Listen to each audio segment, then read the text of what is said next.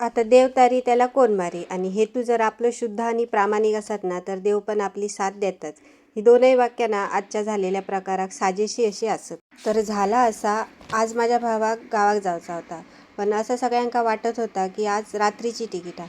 पण दीदीन फक्त टाइमपास म्हणून अशीच तिकीट ओपन करून बघितली आणि तेव्हा त्याका समजला की आज रात्रीची तिकीट नाही, आज सकाळची तिकीट आहे. आणि नेमकं माझा भाव काल रात्रीच नाईटला गेलो, तर नाईट करून तो फर्स्ट शिफ्ट करून 3 वाजेपर्यंत घराकडे येणार होतो आणि तो रात्री ट्रेन पकडणार होतो, अशी एक प्लॅनिंग होती. पण मग दीदीन जेव्हा बघितल्यान ना तिकीट, तेव्हा त्याला लगेच फोन करून बोलवून घेतल्यान.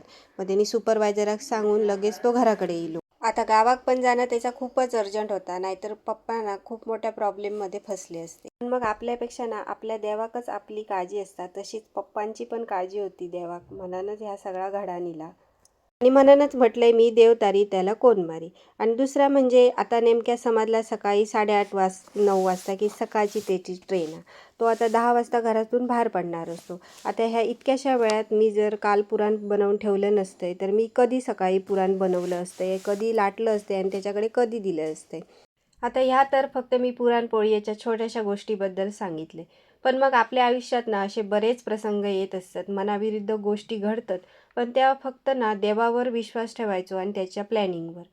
तर जेव्हा समजला माका ना तेव्हा मी लगेच पोळये लाटूक घेतले आणि ती जितके जमतीत ना तितके मी पोळये बनवले. दीदीन मगे थंड झाल्यावर ते डब्यात भरल्यान.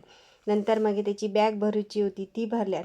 आणि एवढ्या सगळ्या घडामोडीनंतर माझो भाव टायमिंगवर ट्रेन पकडूक बाहेर पडलो.